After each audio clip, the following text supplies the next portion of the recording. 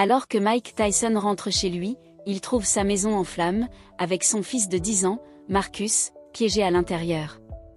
Un policier impitoyable, l'officier Cole, a allumé le feu par pure-haine, regardant la scène avec un sourire tordu. Mais lorsque Tyson fonce à travers l'enfer pour sauver son fils, le policier réalise son erreur, alimenté par la rage et la vengeance. Tyson détruit Cole avec ses poings, s'assurant que justice soit rendue sans pitié. Abonnez-vous et aimez cette vidéo pour voir comment l'histoire se déroule. Alors que le soleil déclinait dans un crépuscule brumeux, une lueur dorée imprégnait la rue calme où Mike Tyson, l'ancien champion du monde des poids lourds, avait trouvé son propre sanctuaire personnel.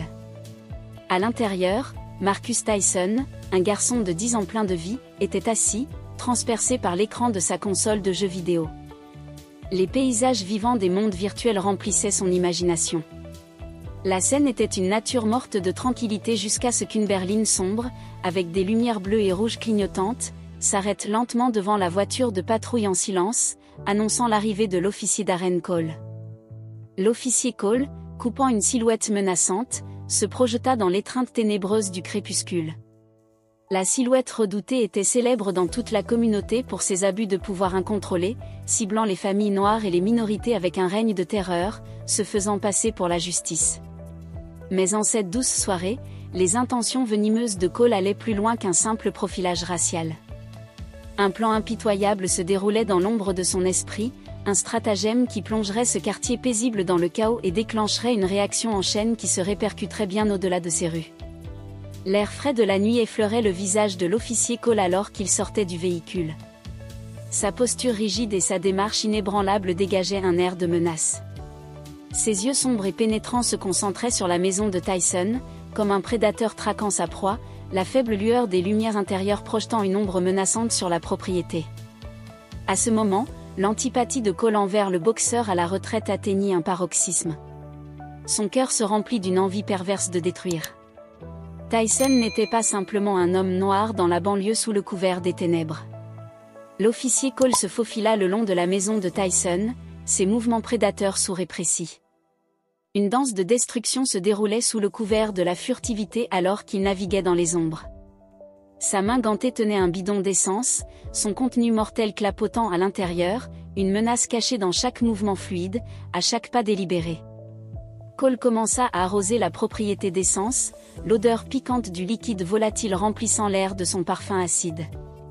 Alors que les dernières gouttes s'infiltraient dans le bois, l'officier Cole sortit son briquet argenté.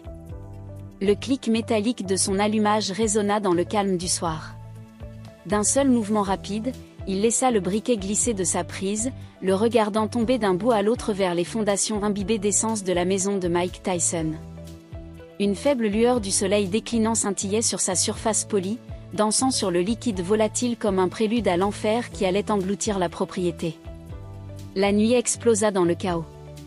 Le quartier calme se transforma en un enfer déchaîné alors que la maison imbibée d'essence s'enflamma, prenant feu avec un rugissement tonitruant.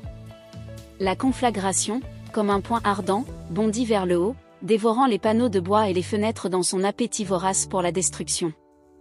Les flammes dansaient avec une grâce mortelle, léchant avidement la structure, leur rugissement une cacophonie de destruction, leur chaleur un enfer dévorant qui transformait tout sur leur passage en cendres et en braise.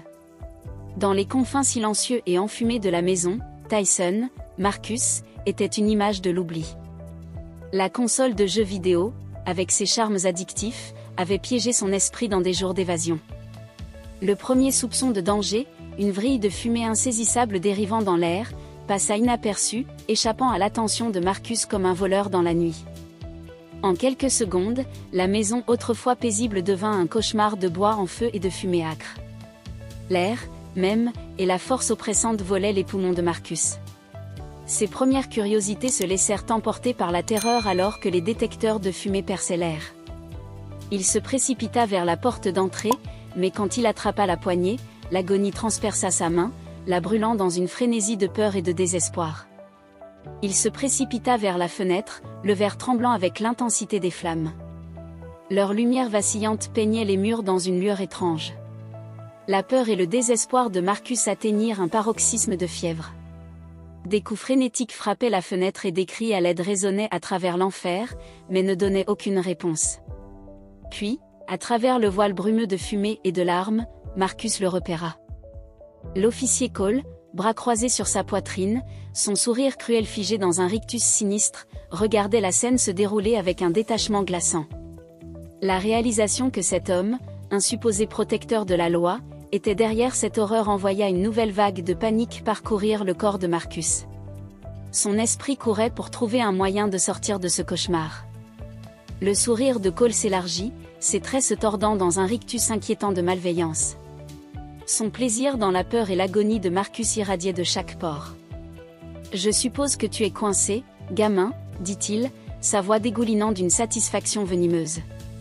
On dirait que ton petit plan d'évasion est parti en fumée, gloussa-t-il, cruel, ses yeux sombres scintillant de malice. Son plaisir tordu de ce moment d'horreur, essayant et évident dans chaque syllabe tordue, fut interrompu par un son rugissant qui traversa la nuit. Son énergie féroce annonçait l'arrivée d'une force puissante, le grondement indubitable d'un moteur devenant plus fort à chaque seconde. Cela annonçait l'apparition soudaine du SUV noir de Mike Tyson.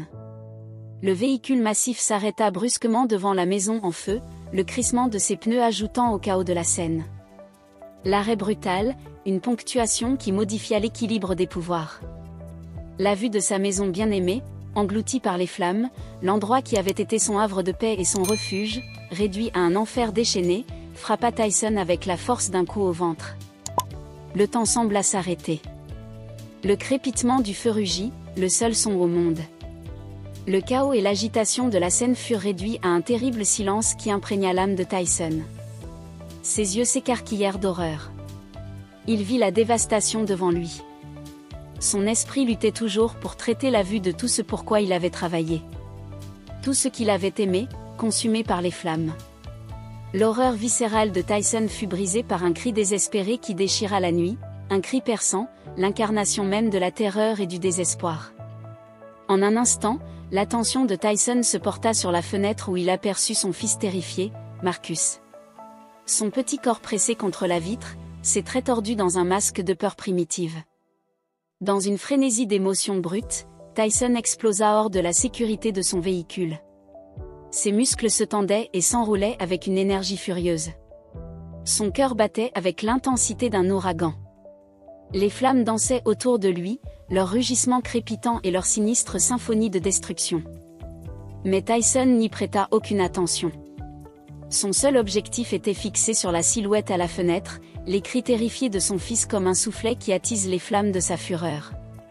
La vue de l'officier Cole, sa posture exsudant une satisfaction suffisante, était suffisante pour faire bouillir le sang de Tyson. Sa rage frémissante menaçait de déborder comme un torrent déchaîné. Mais alors que l'urgence de la situation submergeait son instinct de vengeance, Tyson se força à se recentrer, canalisant sa colère dans une détermination féroce pour sauver son fils. Il y aurait du temps pour la vengeance plus tard. Maintenant, il devait faire sortir Marcus. Avec un rugissement sauvage, Tyson se lança vers la porte d'entrée, ses épaules massives heurtant la barrière avec toute la force d'un rhinocéros en charge. La porte se brisa et s'effondra dans un nuage de fumée et de débris. La conflagration à l'intérieur dévora avidement l'afflux soudain d'oxygène. Sans se laisser décourager par la chaleur brûlante et la fumée aveuglante qui l'enveloppait, Tyson continua son avance implacable. Chaque instinct était réglé sur la sécurité de son fils, sa fureur maintenant un bouclier le protégeant de la fureur brûlante de l'enfer. Sa poitrine se soulevait d'effort, ses poumons brûlant à chaque respiration. Pressé à travers le maelstrom infernal de fumée et de flammes, tous ses sens étaient en alerte maximale. Ses instincts primaires le poussaient toujours plus profondément au cœur de l'enfer. Sa voix s'éleva dans un cri tonitruant qui coupa à travers le rugissement du feu. « Marcus !» Il hurla, sa voix un coup de tonnerre de détermination paternelle, ses yeux parcourant la fumée, construisant des